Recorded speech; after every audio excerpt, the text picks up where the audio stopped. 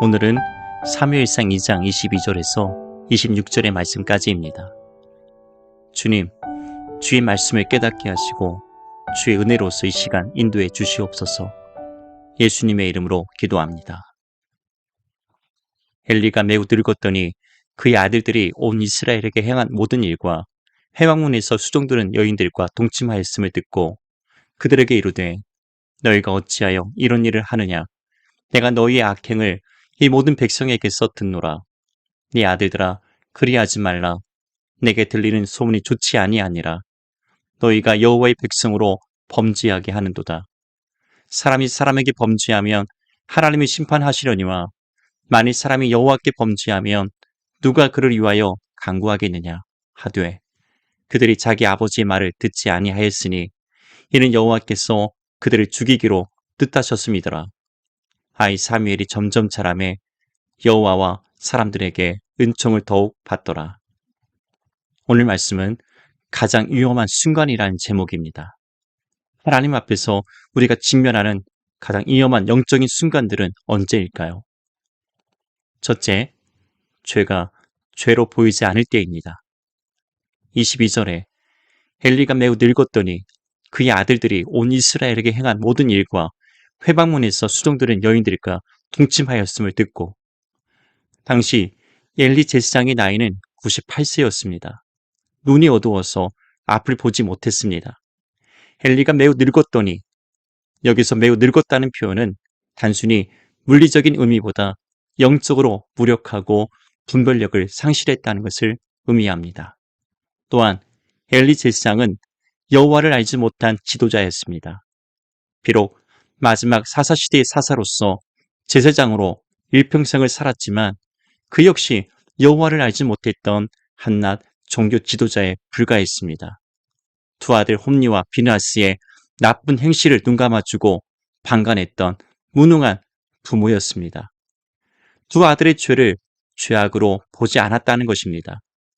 이것이 엘리가 매우 늙었다는 표현의 의미입니다. 엘리의 두 아들은 앞서 하나님의 제사를 멸시했을 뿐 아니라 성전에서 봉사하던 여인들을 더럽히는 음란한 죄악도 서슴지 않았습니다. 누구보다 도덕적으로 깨끗해야 될 제사장들이 앞장서서 하나님의 성전을 창기의 소굴로 만들었습니다. 그럼에도 이런 일이 죄악인 줄 모르고 부끄러워하지 않았다는 것입니다. 그런데 어찌 이런 일이 엘리의 두 아들과 그 시대에만 그랬다고 볼 수 있을까요? 지금 이 시대는 그렇지 않다고 말할 수 있을까요?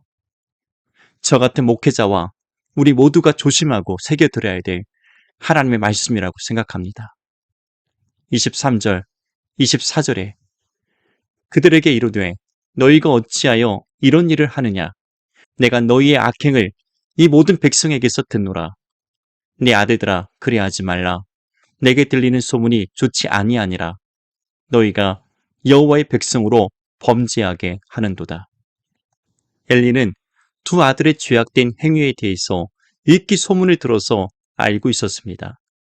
그들에게 이르되 너희가 어찌하여 이런 일을 하느냐? 내가 너희의 악행을 이 모든 백성에게서 듣노라. 마치 이전에 그들의 악행을 몰랐다가 이제 아는 것처럼 말하고 있지만 사실 엘리는 그들의 죄악된 행위에 대해서 잘 알고 있었던 것입니다. 그런데 이를 무시하고 방치했다가 더 이상 그럴 수 없는 지경에 이르자 그들을 불러다가 야단을 쳤지만 듣지 않았습니다. 백성에게서 듣는 그 소문을 하나님의 음성으로 하나님의 경고로 듣지 않았던 것입니다. 엘리의 두 아들은 마치 성전의 제집처럼 휘잡고 다니며 악을 행하였습니다. 이런 그들의 악행은 오히려 자신들의 죄를 회개하고 예배하기 위해서 성전에 찾았던 사람들에게 더 많은 괴로움과 실족해 하는 일이 되었습니다. 너희가 여호와의 백성으로 범죄하게 하는도다. 이제 차마 눈뜨고 볼 수 없는 그들의 악행은 백성의 근심거리가 되고 사람들의 가십거리가 되고 말았습니다. 바로 이런 모습이 당시 사사시대의 대표적인 죄악된 모습이라 할 것입니다. 최근에 한국교회와 목회자들에 대한 싸늘한 세상의 비난과 비판의 목소리들이 심심찮게 등장합니다. 무턱대고 무시할 수 없는 세상의 염려와 걱정이 섞인 목소리들이 있습니다. 한국교회와 목회자들이 이를 하나님의 경고의 음성으로 듣고 자성하고 회개할 때 하나님은 다시 우리를 이렇게 세워서 세상의 소금이 되고 빛되게 하실 것입니다. 가장 큰 문제는 죄가 죄로 보이지 않을 때, 그때가 가장 위험하고 위급한 순간임을 깨달아야 합니다. 둘째, 말씀이 들리지 않을 때입니다. 하나님 앞에서 우리가 직면하는 가장 위험한 두 번째 순간은 말씀이 들리지 않을 때입니다. 25절에 사람이 사람에게 범죄하면 하나님이 심판하시려니와 만일 사람이 여호와께 범죄하면 누가 그를 위하여 간구하겠느냐 하되 그들이 자기 아버지의 말을 듣지 아니하였으니 이는 여호와께서 그들을 죽이기로 뜻하셨음이더라. 엘리는 두 아들의 악행을 보면서도 그동안 모르는 척 눈을 감았습니다. 뒤늦게 불러서 탈렸지만 이미 때는 지났고 늦었습니다. 잠잠히 탈려서 들을 수 있는 그때가 지나간 것입니다. 더 이상 죄가 죄로 보이지 않는 그들은 누구의 말도 듣지 않고 자신들의 소견에 오른 대로 행하였습니다. 이미 그들의 마음은 하나님을 대적하고 불순종하려는 사탄의 괴계에 사로잡혀 있었습니다. 그들이 자기 아버지의 말을 듣지 아니하였으니 이는 여호와께서 그들을 죽이기로 뜻하셨습니다.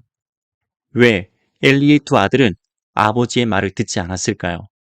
이는 여호와께서 그들을 죽이기로 작정하셨기 때문입니다. 그렇기에 그들은 그 누구의 말도 듣지 않고 회개하지 않았습니다. 때론 아무리 복음을 전해도 듣지 않고 완고하게 거부하는 사람들이 있습니다. 마지막까지 귀를 닫고 예수님을 영접하지 않고 죽는 사람들이 있습니다. 그것은 하나님께서 그들을 심판하기로 작정하셨기 때문입니다. 말씀이 들리지 않고 회개하지 않는 것은 이미 하나님의 심판이 임한 것입니다. 마태복음 13장 15절에 이 백성들의 마음이 완악하여져서 그 귀는 듣기에 둔하고 눈은 감았으니 이는 눈으로 보고 귀로 듣고 마음으로 깨달아 돌이켜 내게 고침을 받을까 두려워함이라. 예수님도 말씀을 듣지 않는 것을 가리켜서 그들의 완악함 때문이라 하셨습니다. 엘리의 두 아들이 그들의 아버지의 말을 듣지 않은 것은 단순히 부모의 권위의 문제가 아니라 그들의 완악함, 강팍함에 있었습니다.